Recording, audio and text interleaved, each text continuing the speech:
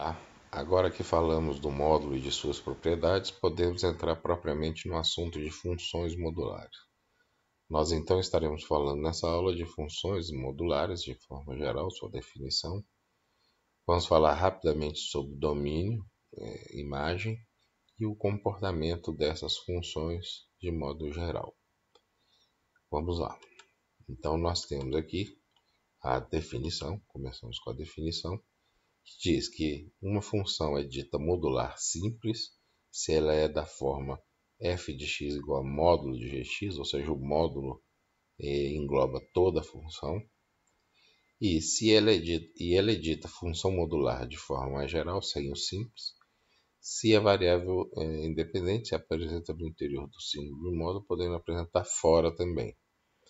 Então, nós podemos escrever de uma maneira mais geral que o f de x é uma função h de x, que em princípio não vem com módulo, englobando ela toda, e uma função g de x, que essa sim vem toda ela com o símbolo de módulo englobando.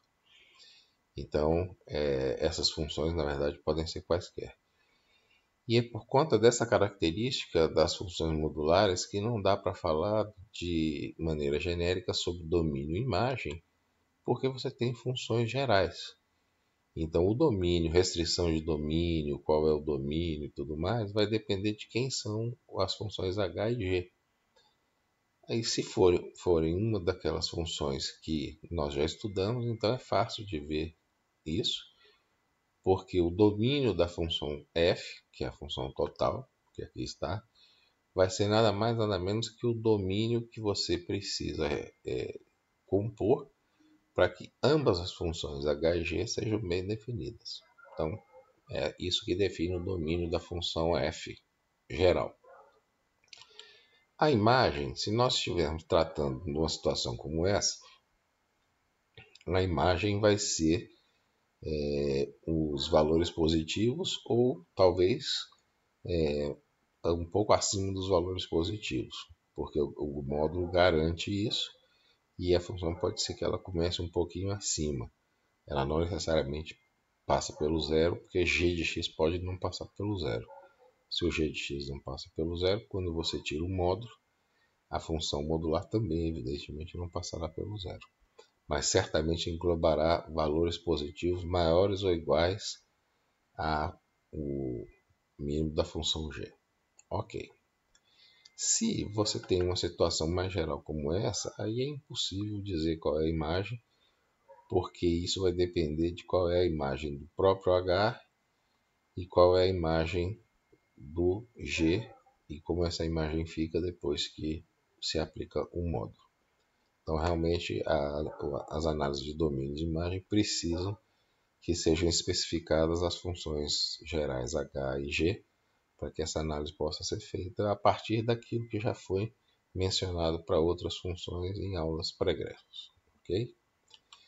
Mas e o gráfico? Vamos construir o gráfico dessa função que aqui está, só para que vocês possam entender como é que esse gráfico é construído paulatinamente. Na próxima aula eu vou fazer isso com uma simulação do GeoGebra, que aí fica ainda mais evidente esse processo. Mas vamos fazer aqui passo a passo. Então a primeira coisa que eu faço eu tenho aqui em pontilhado verde a função menos x ao quadrado mais 3.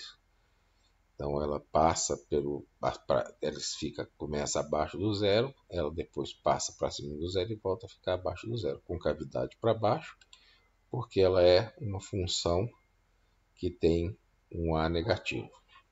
Nós já vimos isso para quadráticas. Quando eu tiro o módulo, então eu tenho a função menos x ao quadrado mais 3, que é essa função verde. Quando eu tiro o módulo, eu rebato os elementos, as partes negativas da função para o positivo, que é isso que o módulo faz, e eu então obtenho uma função como essa preta que aqui está. Aqui no meio eu não faço nada, porque ela já é positiva, então não há nada a fazer. Pois bem, se eu quiser agora somar 3 pontos, o que eu vou fazer? Eu vou pegar e vou subir este gráfico 3 unidades. Nós sabemos disso do nosso estudo de teoria geral das funções. Então, para que eu fique com essa função aqui, eu nada mais faço que deslocar a função que já existia, que tem esse formato, mas que agora foi deslocada 3 pontos acima da origem. Então, esse é o processo pelo qual eu vou construindo funções modulares. Elas podem ser bastante complicadas, como vai ser visto na próxima aula. Tá? E no próximo slide eu também vou apresentar uma função relativamente mais complexa e dando os passo a passos da sua construção. Então eu tenho essa função, vejam que ela tem duas funções dentro de módulo. Essa função x menos 3 dentro do módulo e a função x ao quadrado menos 2 dentro do módulo também. Isso vai gerar uma complicação maior, por quê? Porque agora eu preciso analisar os domínios em que essas partes aqui, essa função, ela se torna positiva ou negativa, e preciso fazer isso aqui para essa também. Porque eu preciso dessas informações para saber como é que eu vou tirar o módulo em cada uma dessas situações. Vamos por parte que vocês vão entender. Vejam só. Vamos pegar para x maior que 3. Para x maior que 3, esse termo aqui é sempre positivo, então eu posso tirar o sinal. Tá? Então eu pego esse termo aqui, vira só x menos 3 mesmo, porque ele já é positivo sempre. E esse aqui também é positivo. Isso aqui vai ser sempre positivo para x maior que 3. Então eu simplesmente tiro o módulo e fico com a função, depois que eu faço a simplificação aqui, x ao quadrado mais x. Perfeito. Eu agora posso pegar essa região que tem a ver com as questões de sinais desse termo aqui. Então é de menos raiz de 2 até raiz de 2. E eu tenho que fazer a análise dessa função quadrática. E eu me dou conta que entre esses dois valores, menos raiz de 2 e raiz de 2, essa função é negativa. Então, para eu tirar o símbolo de módulo que comparece nessa parte da função f, eu tenho que mudar o sinal. Então, fica menos x ao quadrado mais 2. O x menos 3, nessa região, também é negativo.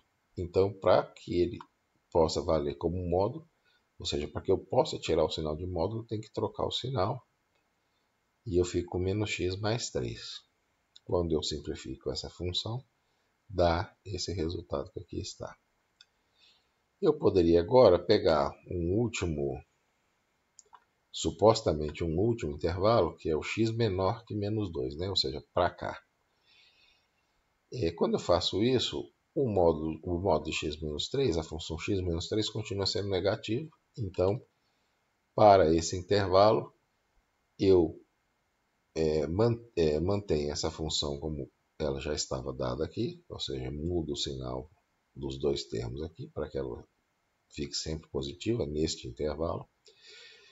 E o x ao quadrado menos 2, ele nesse intervalo se torna positivo, né? Porque para qualquer x menor que menos raiz de 2, isso aqui é positivo. Então eu simplesmente tiro o sinal de módulo, simplifico esses termos e obtenho esse resultado aqui.